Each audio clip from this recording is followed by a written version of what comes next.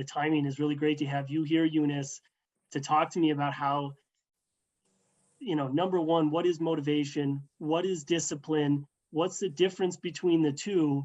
And how can you harness that to get better results? All right. First of all, let's define what is motivation. Let's start with the definitions. We can define both simply as motivation is the urge or the desire before you take action. Discipline, on the other hand, is the frequency of taking action, meaning you want to keep taking action in the long term. That is what discipline is. So which one do you struggle with, motivation or discipline, or neither? Right now, neither, because I've read a lot of books about them. I've learned a lot of things about them in the past 4 years, and I've applied them in my life right now. I feel like I'm in control of my motivation and my discipline. And in today's talk, I will share with you some ways and some techniques to actually hack your motivation. A lot of people say that you can't control your motivation. Motivation comes and goes.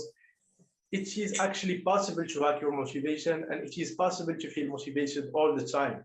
Yeah, this is the image. Motivation equal expectancy, value, impulsiveness, and delay. I will explain that, and you can use this equation to hack your motivation or to end procrastination.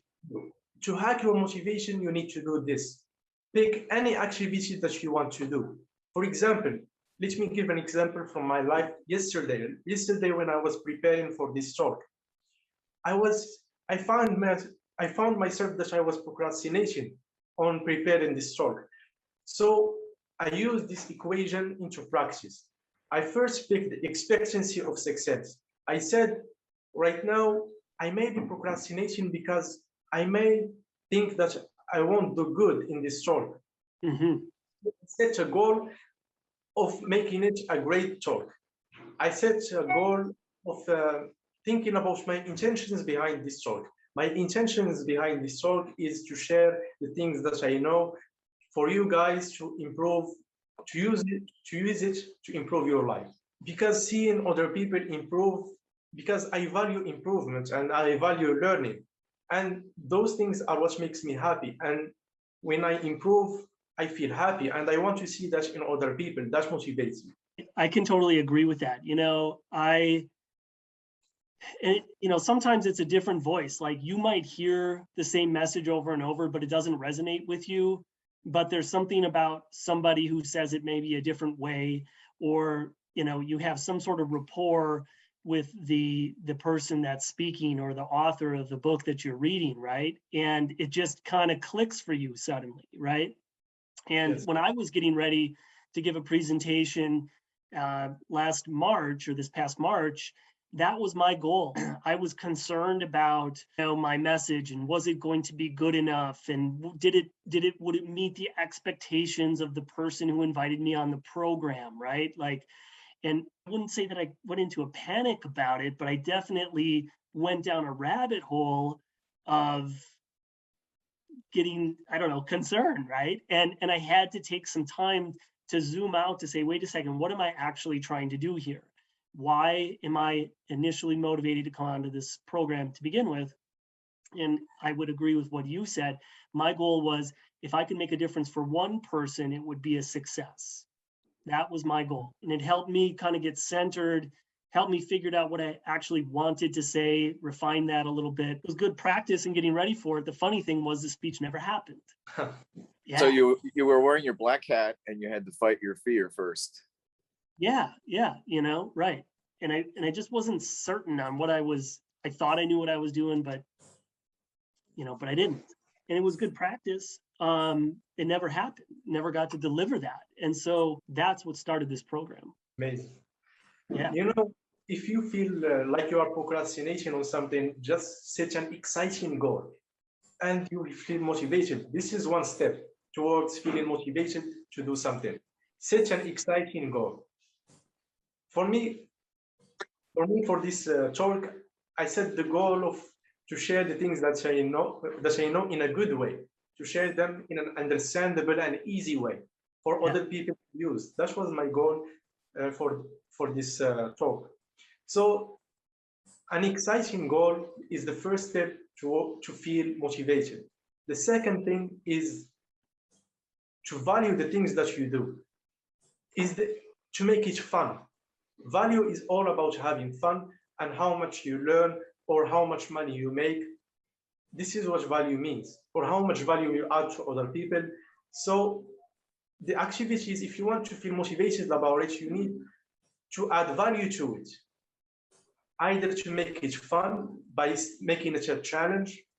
For example, let's say waking up early. You want to start waking up every day at 5 a.m. All right? That's one of your big things is sleep, right? Is this discipline on sleep? Tell everyone first, before you get into how to do it, what you've been doing. It's actually a process. It got many things into it to wake up every day at 5 a.m. For other people who don't know what we are talking about, I did a challenge in the past to wake up every day at 5 a.m. and to make one video every day for 90 days. And I did 100 days in the past. Every day I woke up at 5 a.m. I uploaded a story to my Instagram page, and I made the video and I uploaded to my YouTube channel. That was the challenge. Because why I did those challenges? Because I had struggled with sleep for so many years. Like I was sleeping around the clock, every day, different time. And with YouTube videos, I was procrastinating on making YouTube videos. I was afraid. I had many excuses. So I said to myself, that's it. I need to stop this. I will wake up every day at 5 a.m. and every day I will make a video and upload it to my YouTube channel, and I will do a challenge for 90 days. Every day I'm going to do it. What suggestions do you have for stopping bad habits, to make better habits, to better trust myself that if I'm motivated to do whatever it might be, right? Like, let's say I like the 4 a.m. hour. I've had some success at that. I've had some periods where I'm not successful at getting up at 4 a.m. So how do I overcome that, those barriers, those obstacles? Waking up early is something different. It's something like unique because it has its own methods and its own terminology and ways. For example, if you want to wake up early, you need to have a morning routine, something exciting to do. Yeah. You need to plan a morning routine. Otherwise, when you will wake up at 5 a.m. or 4 a.m., you will just use your phone, check social medias, check emails, and you will feel tired. You may go back to sleep because you don't have anything exciting to do when you wake up. So having a morning routine is a really important step. And the morning routine itself should wake you up, should make you feel energetic, not sleepy. Make you start your day in a powerful and beautiful way. For example, the first thing that people who wake up early do is they move their bodies to wake up. Either they work out or they go for a walk. That's the first thing they do. They move. They don't stay in bed. The second thing is they do something for their mind, to organize their minds. They don't touch their phones. They either meditate or think about the things that they are going to do in their days. I'm talking about people who are in control of their time and day, people who like to wake up early. If you look at their morning routine, this is the common things that you will find. First, they move. Second, they organize their mind. Third, they plan their day. And then they do something to learn, to grow. They either read for 10 or 20 minutes or watch a seminar or learn something that will improve their business or their life. Then they start the day. This is how habits work. For example, let's say you want to start waking up every day at 4 a.m., right? It will take 66 days of using your willpower before that habit becomes automatic. If you want to wake up every day at 5 a.m., you will go into 3 stages. The first stage is the destruction stage. In this stage, you destroy the old habits that you have. For example, right now you wake up at 10 a.m. or 11 a.m. and you want to start waking up at 4 a.m., you destroy the old habits. You destroy the person who you are before. And this first stage is the hardest stage, and it takes 22 days. This is the stage where most people quit. Important to not miss any day in this 66 days process. If you miss, you need to start all over again. This is how hard to acquire new habits. And the second stage is not the hardest stage physically, but in this stage, your mind starts playing games with you. It starts telling you, oh, waking up early is not for me. I am not a morning person. Maybe we should start doing this. Maybe this is not for us. So it's important also to not skip any day during this stage. And when you pass that, when you are in the stage 3, the integration stage, now you start feeling the benefits of the new habit. You start feeling happy about the habit.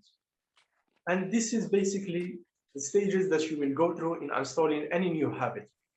Waking up at 5 a.m., it feels natural to me. Although I stopped doing it, I can do it again tomorrow if I want to. It feels natural because I've done it for so many days in the past. I can just wake up and do my morning routine without using any of my willpower. You know, English is not my first language. It is my second language, English. I'm learning it and I'm improving it. And this is just 1% of me. Like I'm planning to go far and improve a lot. You know, in the future, I will making courses. I will make a course about purpose. Purpose is a topic that I know a lot about, and I changed my life about the reason why I am sitting here with you guys. The reason why I'm doing everything is because I have a purpose I want to fulfill. And I've been through some bad times in my life. I've been through depression. 4 years ago, I was thinking about committing suicide, you know, because of a— Thank God he didn't, man. Yeah. Because you wouldn't be here otherwise sharing this with us, you know. Thank you for having the urge not to do that, you know. Yeah, I'm happy for that too. And I'm seeing other people commit suicide around the world. A lot of them are still teenagers. They don't know anything about life yet. And this is also one of my drives to create a course, to make videos about depression and purpose and meaning, the meaning of this life, how to find meaning, how to be fulfilled, how to know your values in this life and live with them. This is my plan in the future. I'm working on it, and in the near future, I will make courses and videos about those topics. That's a great idea. You know, in America, September next month is Suicide Awareness Month. So your timing is pretty good on that. And, you know, definitely when you're ready to go and you want to talk again here, you know, you just tell me anytime. We'll make time for you to tell us what's going on. The fact that you're 23 years old, you're recognizing that you're only 1% of who you are meant to be is like really awesome. That introspection that you have, that self-awareness is really excellent and a lesson for all of us to learn. Thank you all. Thank you for having me. I love you all, and I wish you all to have a happy and fulfilled life. Thank you for having me. I hope I shared something of value with you guys today, and I'm looking forward to attend possibly every meeting.